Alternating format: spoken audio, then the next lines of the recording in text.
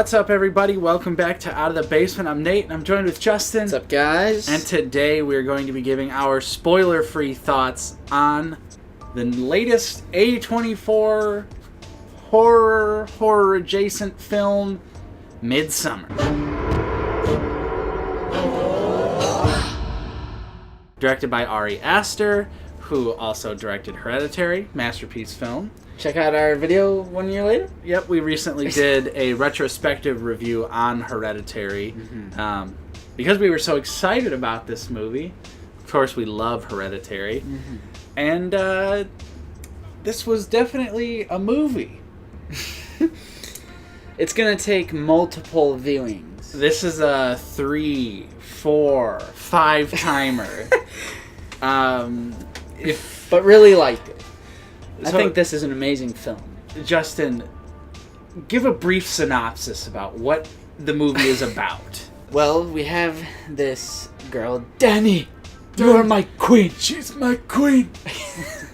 We have Danny, character who goes through some depressing grief. Yeah, some horrible stuff. Yeah, family related. And then her boyfriend's friend, or like they're all in college, like trying to get their theses. Yeah. I don't know how that's like, because my school didn't require a thesis, but I know what it is. But so one of them is traveling to Sweden, so they like decide to make a trip out of it, and then it's like this Swedish friend has like family who's part of this little community, and a subculture. Yeah. And which turns out to be like a pagan cult. Of course. Who are,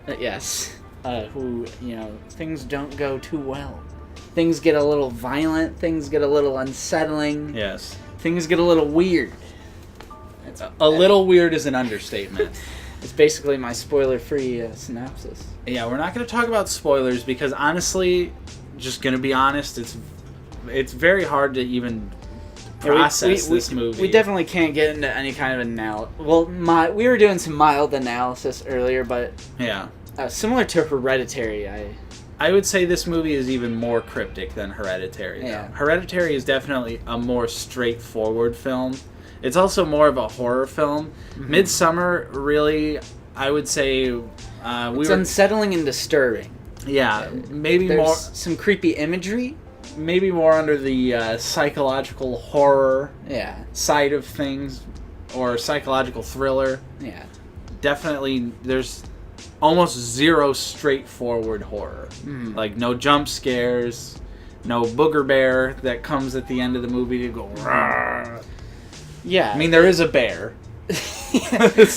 Yeah, I think you hit the nail on the head there. It's marketed as a horror film, of course. Yeah, classic A24. But I would say Hereditary was more of a horror film. This one didn't particularly scare me. Like I said earlier, it's unsettling and more disturbing. However, there is like creepy imagery sprinkled throughout. Yes, and that's, again, similar to Hereditary. Like, the cinematography in this movie is just fantastic. So many great shots. Before they go to Sweden, everything's kind of like a darker, more muted palette. And then when they get to Sweden, everything's bright, colorful, the flowers. Same thing with, that's, I think, contrast, I guess, would be a theme with the color, because it's also winter. Like, it was like snowing outside, and then obviously the rest of the film takes place in June in Sweden. So very bright. The cinematography was great, though. I definitely got Hereditary vibes in terms of like people like feel compacted in the buildings. Like, you see both walls, the characters' wall, like kind of like the dollhouse effect from Hereditary. And then there's this crazy shot that I was like, how did they... Like, what's going on here? Where it's the bird's eye view of a car driving down the road, and then it goes over the car, and then like in front of the car, and then it's like upside down. Yeah. Very interesting. Phew. Yeah, at first, crazy. There's a lot of good like match cutting. When it's focused on Josh and it switches from day to night or night to day, whichever one that was. Which is another thing that happens in Hereditary. Yeah. Or when Danny is running to go throw up in the bathroom and it switches from the bathroom at her house to the airplane bathroom. Yeah. Like it does like a quick overhead sort of deal.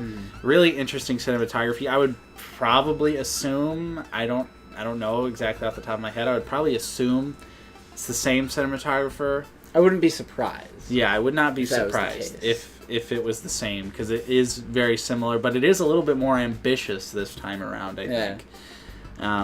The acting, I would say, is all pretty great across the board. Yeah, there was definitely... Which is surprising, considering, before we saw it, you see the trailer and everything, I'm like, oh, it's that guy, it's that guy, it's that person. So Will Poulter is his name, the guy from We're the Millers and Maze Runner. And he is the comedic relief in this movie, but it's few and far between, and it didn't bother me, and I actually thought some of it was pretty funny. It wasn't overtly here's the joke, here's the punchline, big laugh. So, and then also the guy that I recognized from... Transformers Age of Extinction, from the really, really cringy sexual predator scene. Yeah. Of I'm dating your underage daughter, and he pulls out his card and this is how I can get away with it, the Romeo and Juliet laws. And Mark Wahlberg also has some racist humor, referring to an Irishman as Lucky Charms, and it's almost Michael Bay is just I don't know, bro. Yeah. I don't know, but it's that guy from Age of Extinction, and he's pretty good in this one.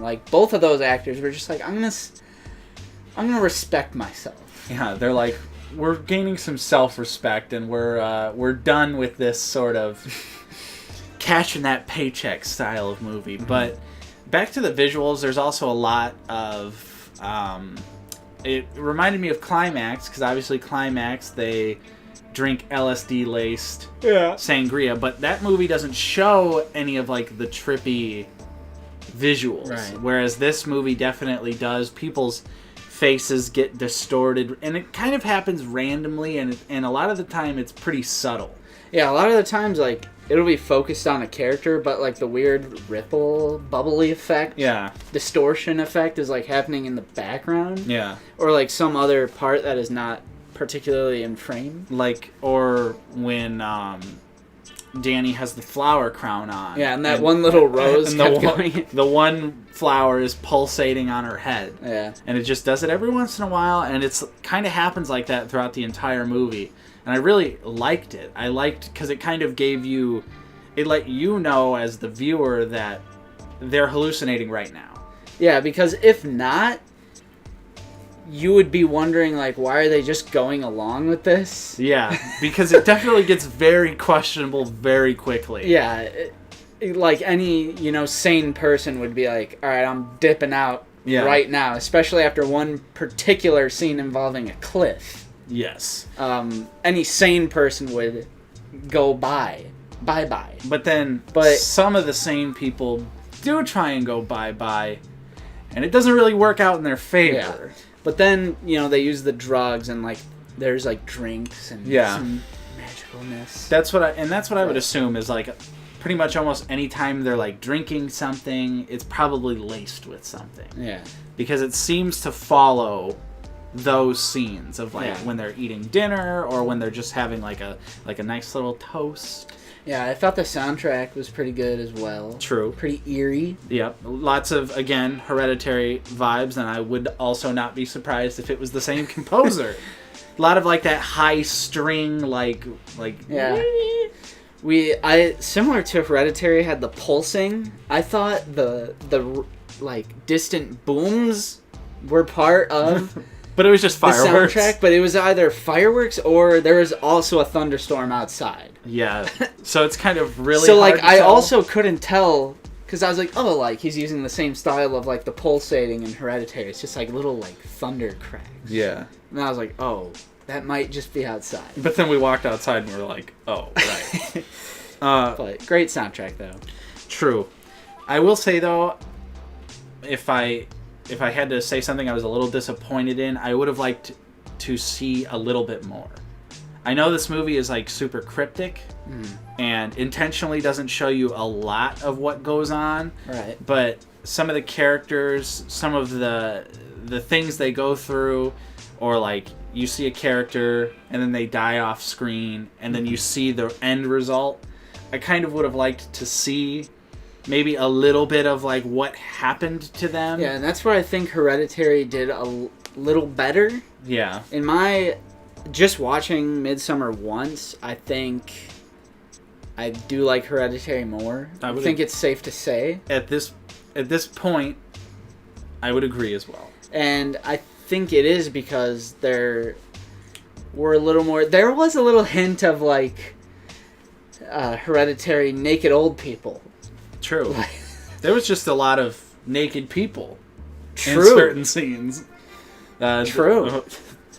I'm not going to spoil anything. I'm not going to get into what goes on later in the movie, but yeah, I would say I would have liked to see a little bit more of what was going on. I feel like that could have added to the more like horror credit this movie is trying to have. Yeah, that is the thing as well. It is marketed as a horror film. Yeah, and there's definitely some gruesome imagery, but I kind of wanted to see how it got to that gruesome point. Yeah. Specifically with, one of the characters at the end when you see them kind of strung up. Yeah. Okay. Yeah. I get what you're pulling at. Yes. And also I thought there was going to be a little bit more with the deformed character. The trailers kind of set it up like the flashes in the trailer. I thought there was going to be a little bit more to that, and they kind of talk about it in like a scene or two. Yeah, they talk about it in the movie, and it's this really interesting concept that I really thought was going to go somewhere, but ultimately didn't really matter, didn't really have an effect on any significant thing in the plot, at least as far as I can tell from watching it one time. Yeah. And the pacing's really good, too, as you noted earlier. True. 2.5 hours. Doesn't really... It's a 2.5 hour, and it just absolutely breezes by. I thought the pacing is very methodical, and it definitely gives you a lot to, like, think about, and it's like dangling that little piece of bait in front of you, and you're just a little fish swimming along going, ooh, I like that. A lot of reviewers and articles and stuff were saying it's, like, oddly comedic. I don't know if I mean, there's a comedic relief character, and I chuckled at some points with, like, the absurdity of what is going on. Like, some things are just kind of, like so absurd or silly that it just kind of gets but it's not really, like, a funny comedic moment. Just like the chanting and, like, a lot of the characters have, like, they do, like, a thing. And I think at least the people in our crowd, because we did have some people that were laughing at really inappropriate moments, but it seemed like that was, like, kind of silly, but it wasn't silly to me. Like, that shit's fucking creepy, because you don't know what they're saying. You don't know what they're doing. Are they casting a spell? I don't know. So, I mean, it's hard to really, like, say how I ultimately feel at this point about the movie. I don't think I could give it a star rating like on our Letterboxd. Yeah. Probably go 4-star. Right now. Right. I definitely know I enjoyed it a lot, and I need to process the movie more. I need to figure out what else is going on in the movie a little bit more, because a lot of the symbolism is like stuff in a different language. Like, really, I don't even know. It's really hard to explain. Mm-hmm. I'm really at a loss here. It's definitely, like, grief is a theme of it, again. Of course. And then I think, like, relationships are also a theme. Right, because the two main characters, Christian, throughout the beginning of the movie is, like, trying to dump Danny, but then the family tragedy happens, so then he, like, kind of feels bad. Yeah.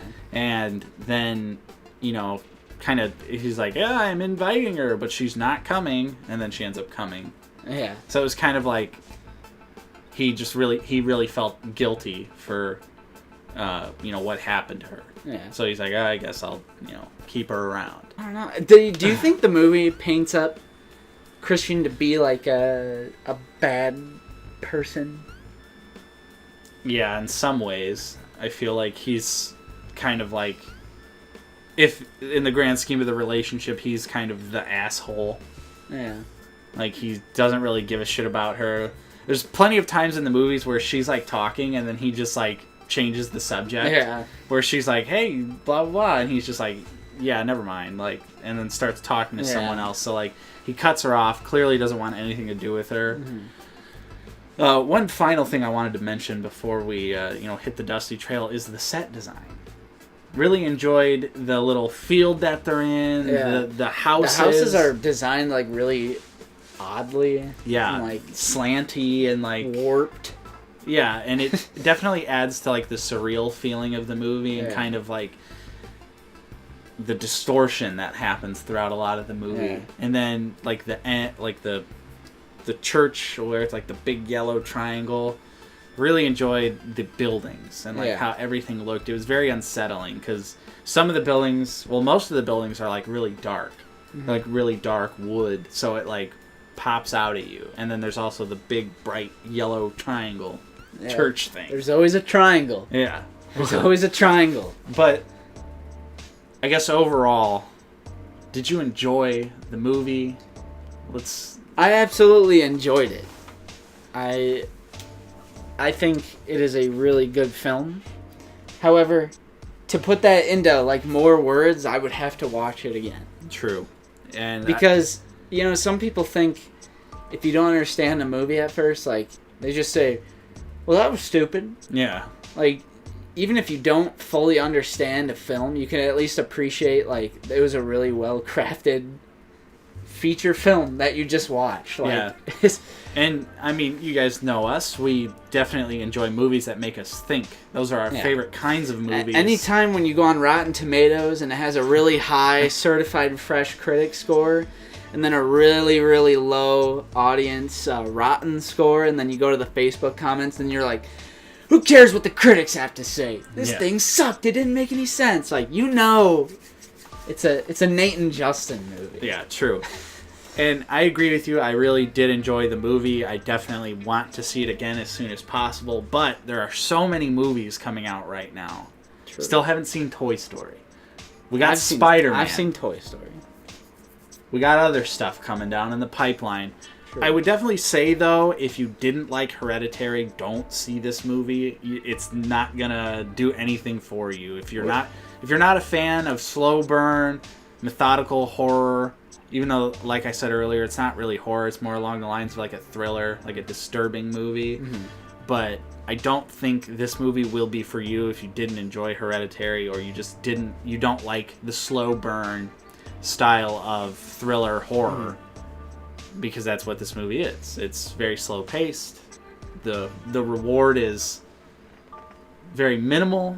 The payoff, it is. That's one final thing I would add is I was hoping for a little more, like, this is the big payoff, like Hereditary, which is funny because everyone hates the ending of Hereditary. I thought Hereditary, the last 20 minutes, that was like the big payoff. Right. I was waiting for one of those moments. And the big payoff moment. And I agree with that. And I thought it was going to happen after that certain, sex scene. Yeah. I thought that was going to be the moment where the payoff began. Mm-hmm. But it really doesn't go very far. Mm-hmm. You do get a little bit of, like, some gruesome imagery, but then that's pretty much it. Yeah. So, I mean, I do agree that is kind of unfortunate. We didn't get, like, the big payoff for this 2.5-hour movie, but that's how it goes. And who knows, maybe once we understand this movie a little bit more, maybe the ending and the payoff will make more sense. Yeah. That's what I would assume is going to happen. So, if you guys saw Midsommar, what did you think of it? Did you love it? Did you hate it? Are you kind of somewhere in between? Do you need to process it? Think about it a little bit more? Are you a little speechless? Maybe see it 3 or 4 more times to really understand what's going on. Or you need that Found Flicks video. Need that ending explained. Yeah. You need that looper. Yeah. But they only stick with Marvel. Yeah. They stick with the easy endings to explain. Or the good guy won and the bad guy died. Literally, they have, like, the ending of Endgame explained. Oof. The good guys defeated the bad guys. Oof. So comment down below what you thought of Hereditary. Let us know. We love talking to you guys about movies. Of course. Hereditary. I said Hereditary? I think so. Fuck. So let us know what you guys thought of Midsommar in the comments down below. Of course, if you enjoyed our review, don't forget to leave a like on this video. Subscribe if you are new. We're trying to get more back into movie reviews. Yeah. We kind of got away from it for a while. We just do whatever we want. Yeah. It's our channel and we do what we want. Except for sometimes YouTube is like, nope. And other times they're like, yep. You want to open some Pokemon cards? Nope. You want to review the archive wave? Wave 2? Yep. It's really a mixed bag, but we do want to get back into reviewing movies. So, of course, I'm Nate. I've been joined with Justin. See you guys later. Thank you guys so much for watching, and we will see you next time on Out of the Basement.